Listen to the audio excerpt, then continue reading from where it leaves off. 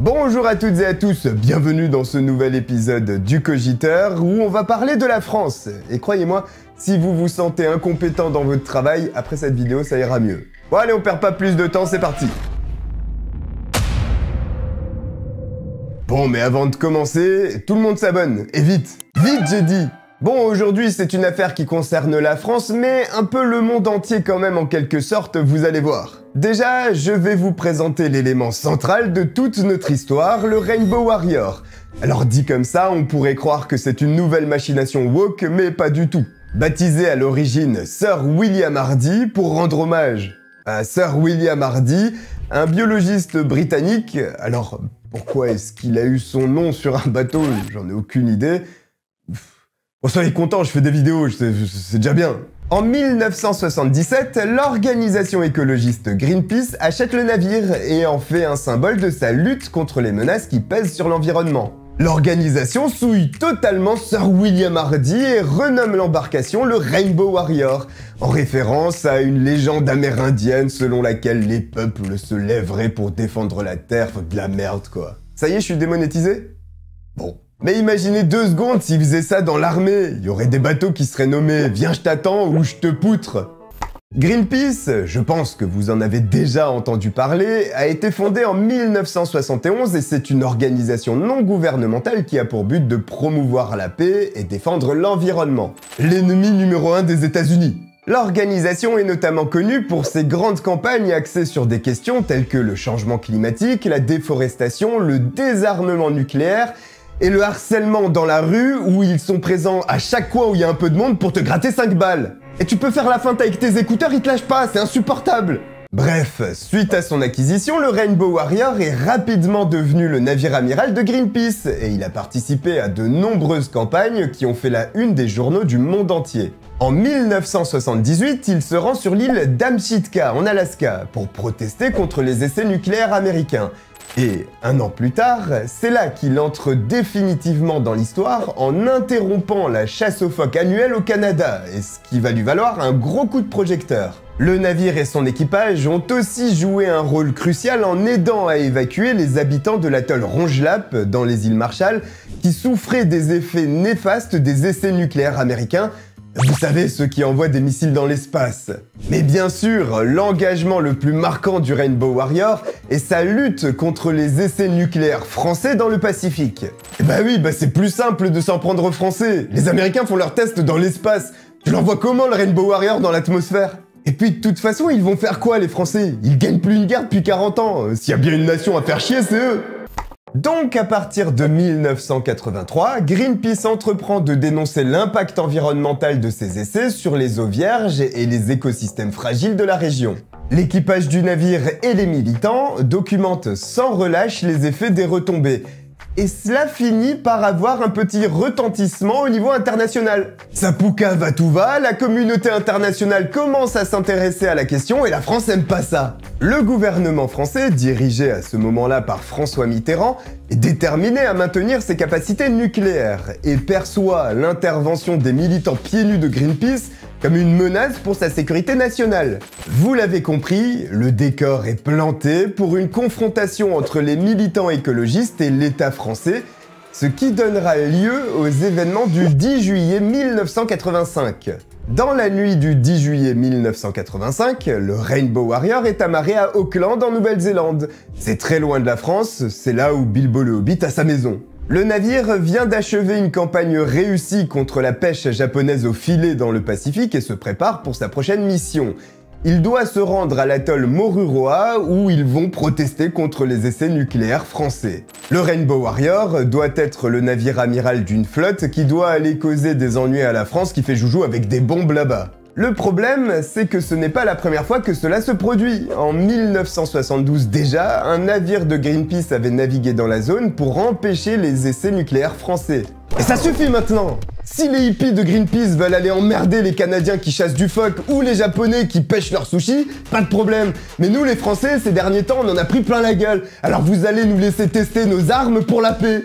Je dis pas que ce sont les mots précis de François Mitterrand, mais grosso modo c'est ça. Alors que l'équipage passe sa nuit du 10 juillet, ils sont très loin de se douter de la petite surprise qui leur est réservée. À leur insu, une équipe d'agents secrets français de la Direction Générale de la Sécurité Extérieure, autrement appelée la DGSE, est envoyée en Nouvelle-Zélande dans un but bien précis: couler le Rainbow Warrior. Comme ça, les punks à chiens des mers arrêteront de nous les briser avec leurs radeaux. Sous le nom de code Opération Satanique, alors pourquoi ce nom, j'en ai absolument aucune idée, surtout que ça n'a rien à voir. Bref, la mission est autorisée au plus haut niveau de l'État, alors est-ce que c'est le président lui-même ou un autre glandu du gouvernement? Pour l'instant on sait pas. Les agents de la DGSE, déguisés en touristes, passent des semaines à préparer l'attaque.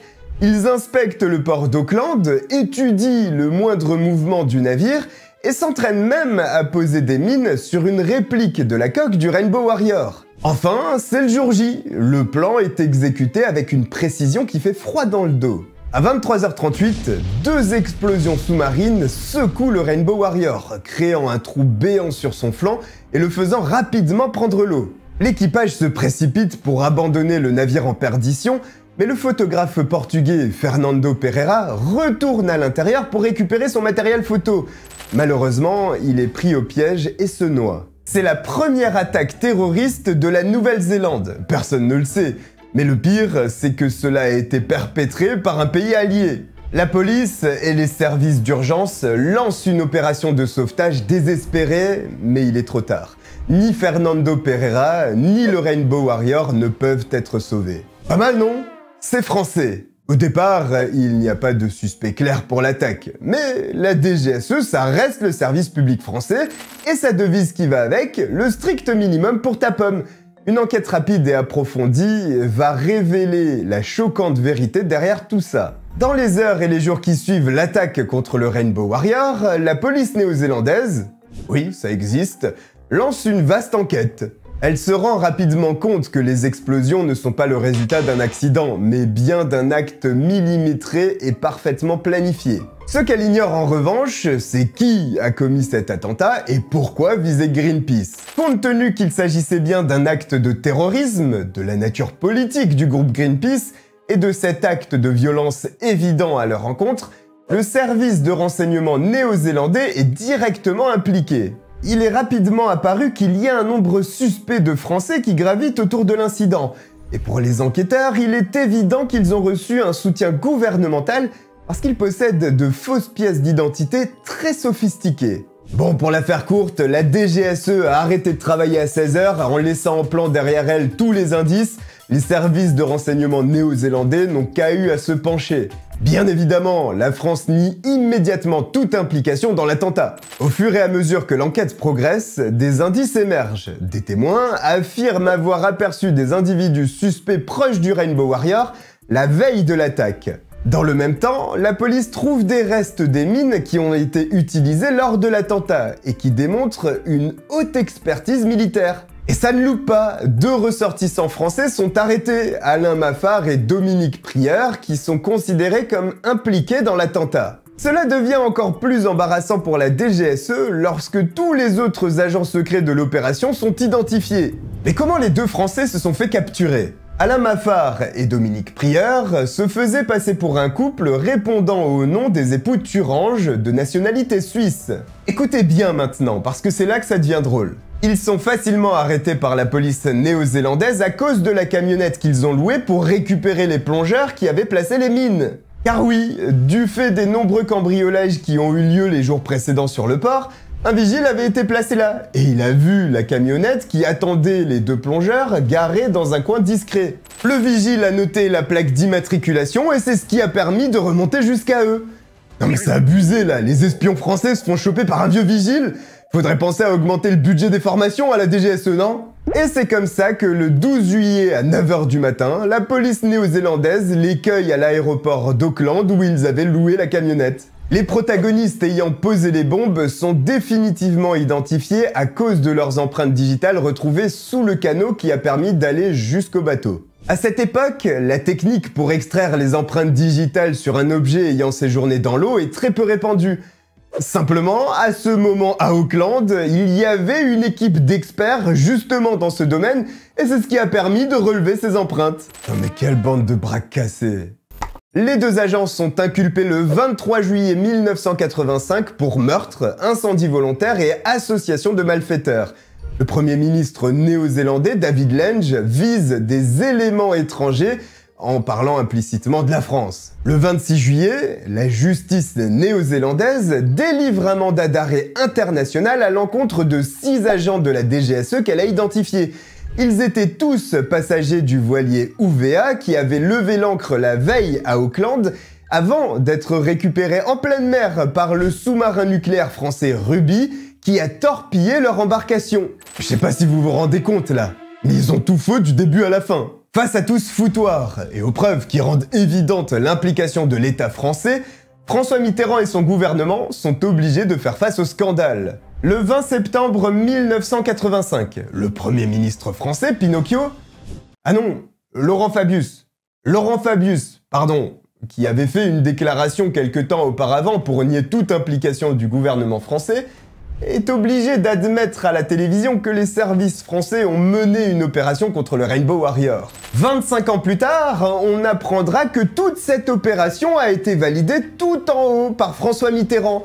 Bon, à sa décharge, il ne savait sûrement pas que la DGSE allait envoyer les stagiaires. Le cul à l'air, le gouvernement français, dans un élan de générosité obligé, a versé 8,2 millions de dollars à Greenpeace, qui s'est aussitôt racheté un bateau, ainsi qu'une indemnisation à la famille de Fernando Pereira, et franchement c'était le minimum. Quant aux 2 agents arrêtés, Alain Maffard et Dominique Prieur, ils ont plaidé coupables et ont été condamnés à 10 ans d'emprisonnement en 1985. Mais puisqu'on n'est plus à un coup bas près, suite à la négociation d'un accord controversé par les Nations Unies, ils ont été remis à la France après 2 ans seulement de détention. Finalement, l'opération aura eu un impact exactement inverse de son objectif initial.